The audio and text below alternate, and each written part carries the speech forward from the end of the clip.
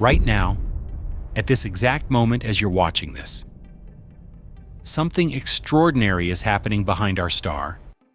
The interstellar object Atlas, only the third visitor from beyond our solar system ever detected, is passing through Perihelion, the closest point to our sun in its trajectory, and we can't see any of it.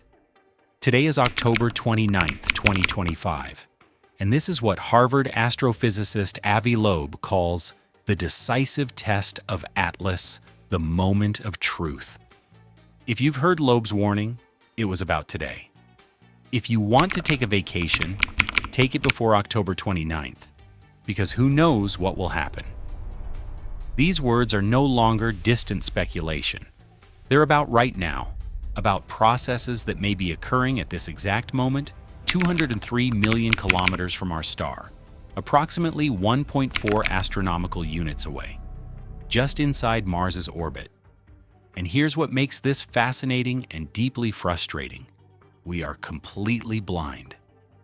5 days ago, on October 24th, Atlas positioned itself on the exact opposite side of our sun relative to Earth, entering what astronomers call solar conjunction.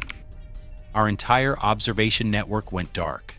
Every telescope on Earth, every space-based observatory, all rendered useless by the glare of our own star. The timing raises a profound question that Avi Loeb himself has asked. Was this trajectory fine-tuned by extraterrestrial intelligence? Loeb calls this the fundamental question. Is Atlas a Trojan horse with the external appearance of a natural comet, but carrying a potential threat within? He points out that the city of Troy would have been better served if its guardians had not been fooled by the external appearance of the Trojan horse. This isn't just academic speculation. Loeb co-authored an official document encouraging policymakers to take seriously the potential threat of what they call a black swan event, involving an unusually massive object moving along the ecliptic plane like Atlas. Perihelion is just 2 days after Halloween. Is Atlas wearing a comet costume, or is it truly a natural icy rock? At this moment, 770 watts of energy per square meter are bombarding its surface. To put this in perspective, that's 33 gigawatts of total solar radiation concentrated on a single object at 1.4 astronomical units from our star. This is the most energetic moment of its million-year journey through interstellar space. If Atlas is a natural comet held together by weak forces, this intense heating could break it apart into fragments that evaporate rapidly due to their large surface area. The result would be spectacular fireworks, a much brighter cometary plume of gas and dust. However, if Atlas was technologically manufactured, as suggested by its unusual composition, it might do something completely different. It might maneuver, it could release many probes. We might detect artificial lights or excessive heat from an engine, and we won't see any of it happen until the blackout ends. Let's go back to how this all started. We've been tracking Atlas since July 2025. It was officially spotted by the Asteroid Terrestrial Impact Last Alert System, a network of telescopes around the world in places like Hawaii, Chile, and South Africa, watching for moving objects in the night sky. On the night of July 1st, they saw what looked like just another asteroid. But then they noticed something strange. It was moving very fast, impossibly fast. When astronomers timed the speed of this new object, they were shocked. This was the fastest moving object ever detected in our solar system. Planet Earth orbits our sun at 30 kilometers per second. Mercury, much closer to our star, has to orbit at about 48 kilometers per second to avoid falling into the gravitational well. The new object was moving at 58 kilometers per second, and at the time, it was still way out there, just inside Jupiter's orbit. At that speed, it was clear this object was going to shoot right past our sun and keep going. We call this a hyperbolic trajectory, meaning this thing came from the void of interstellar space. And that's where it would return after completing its grand tour of our solar system. That's when the name Atlas came up, the third interstellar object. There were two before it. You probably know Oumuamua, the first interstellar visitor ever identified in 2017. And it was pretty weird too, though it was weird in a totally different way from Atlas. We also have a second interstellar object, the often overlooked Borisov, which actually wasn't that strange. Apart from the fact that it was interstellar, it basically acted like a normal comet. But Atlas? Atlas is different in three fundamental ways. First, size. Oumuamua was up to 400 meters wide, Borisov was up to 1 kilometer wide, but Atlas could be up to 5.6 kilometers wide. That's a minimum diameter of 5 kilometers, with an estimated mass of 33 billion tons, 1,000 times more massive than Borisov, 1,000,000 times larger than Oumuamua. This mass would allow transporting thousands of car-sized probes or hundreds of larger structures, and still maintain maneuverability with the energy available at Perihelion. Second, speed. Atlas travels at about twice the speed of Oumuamua and Borisov. Third, direction. And this is the really strange one. Oumuamua came from above, from the northern sky, which is the general direction the solar system is moving toward. Borisov did basically the same thing, coming at a diagonal angle, but from the same general direction. Atlas isn't another head-on collision. This is a side impact, and it's coming in almost perfect alignment with all the planets. Our solar system is like a disk of things that formed around our sun. We call this disk the ecliptic plane. Atlas's trajectory is aligned to just 3 to 5 degrees from this ecliptic plane. Space is three-dimensional, and this object could have come from any direction. For an object coming from interstellar space, the probability of this happening randomly is only 0.%.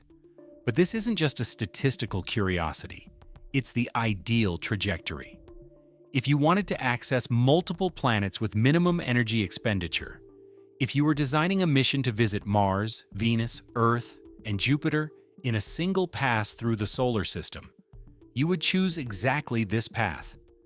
The ecliptic alignment maximizes flyby opportunities while minimizing necessary course corrections.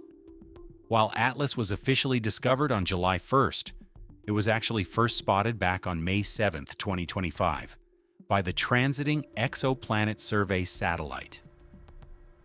And that's where things started getting really weird. Astronomers had a hypothesis that Atlas's brightness would increase by a factor of 1.5 between May and June. But the data showed that brightness actually increased by a factor of 5. So there was a massive increase in the amount of light being reflected by this object. There are two strange things about this observation. The polarization mystery. Most objects in space have mainly positive polarization. Even interstellar objects. Borisov was positive, but Atlas is negative. And not just that, it has the most extreme negative polarization of any object ever discovered. This suggests unique surface or structural properties never seen before. The second surprising thing was that Atlas had a coma at all. It was still way out there, beyond Jupiter's orbit, more than 5 astronomical units away from our sun.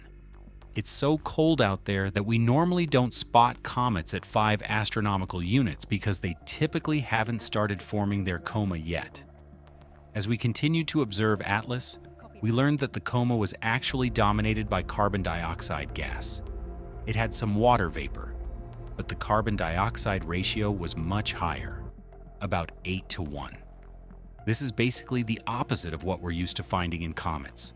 If you've ever seen dry ice, it's frozen carbon dioxide, and it sublimates instantly when exposed to warmer temperatures.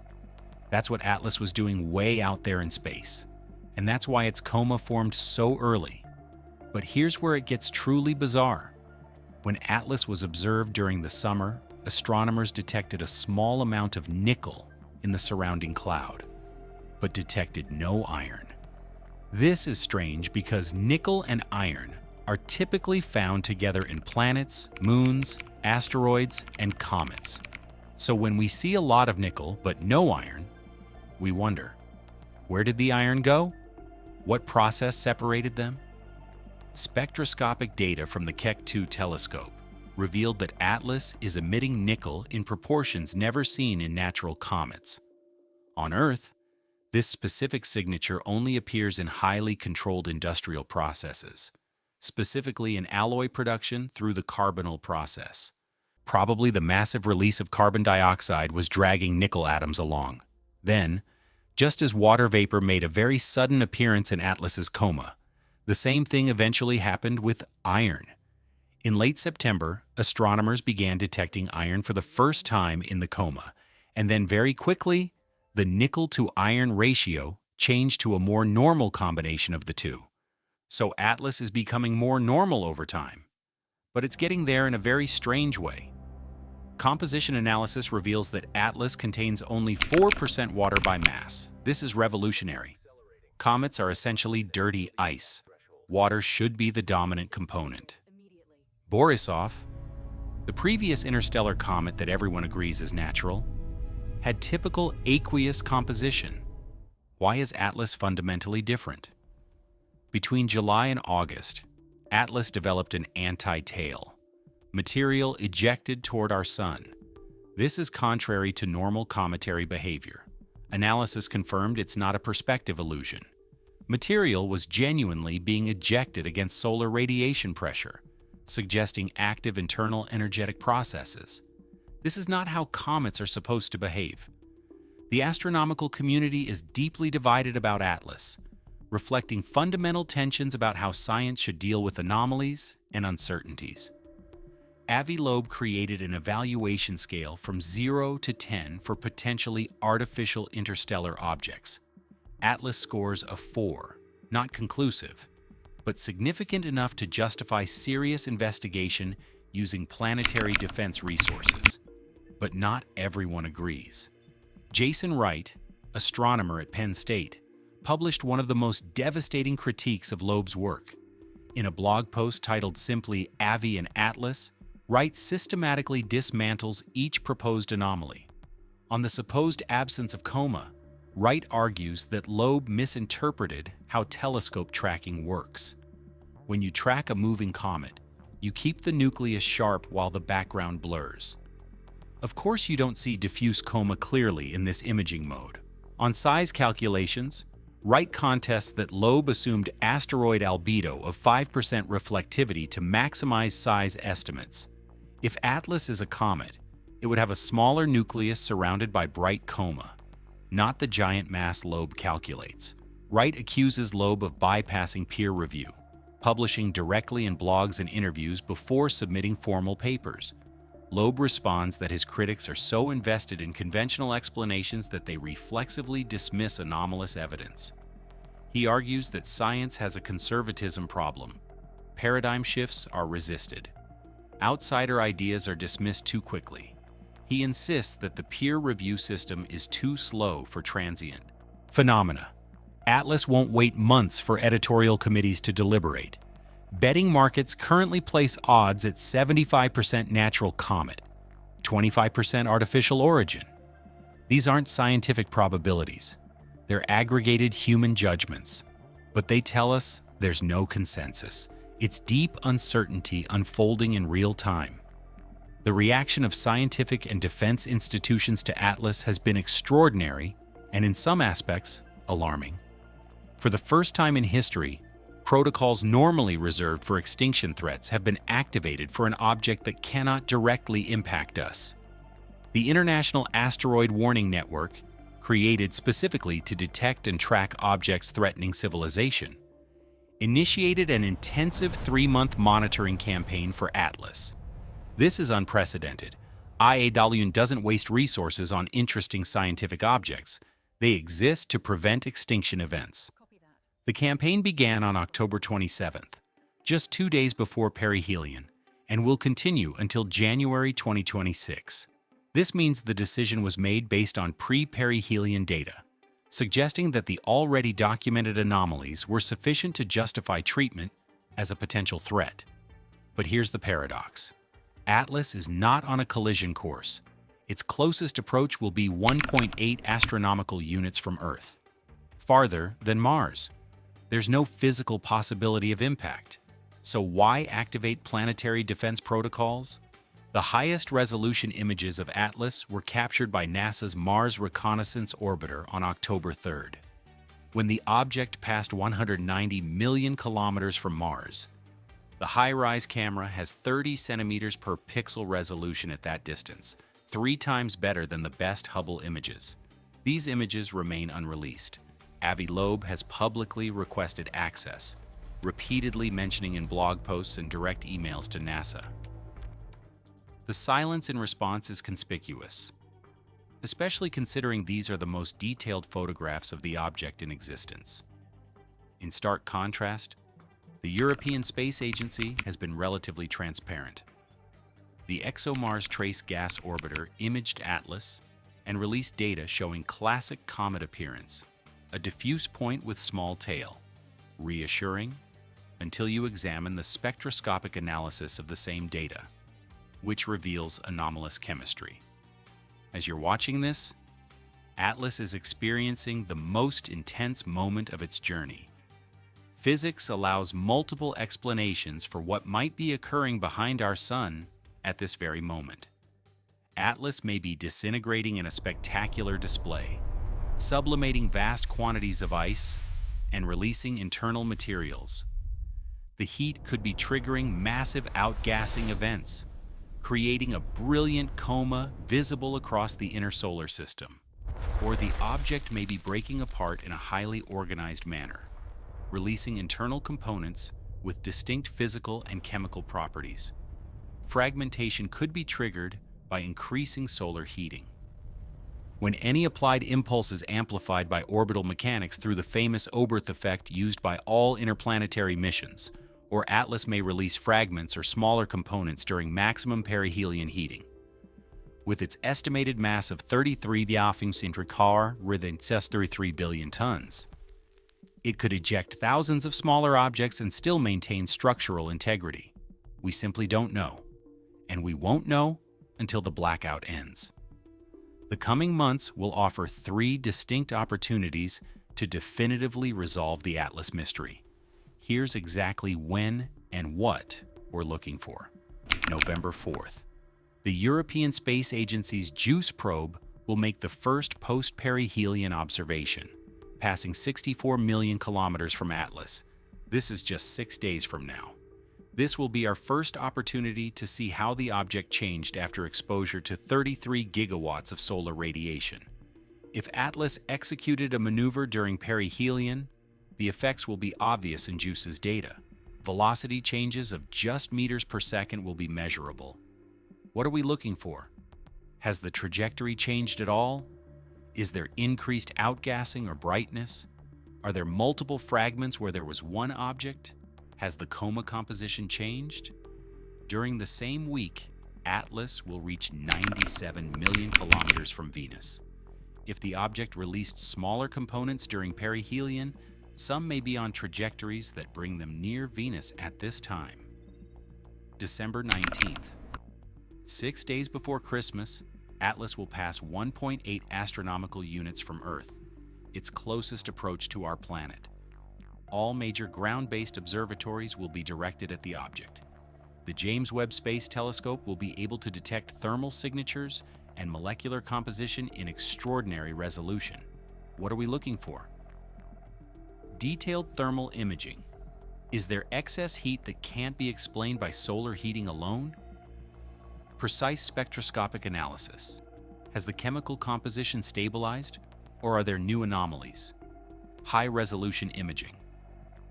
What does the surface actually look like? Any signs of artificial structures or geometric patterns?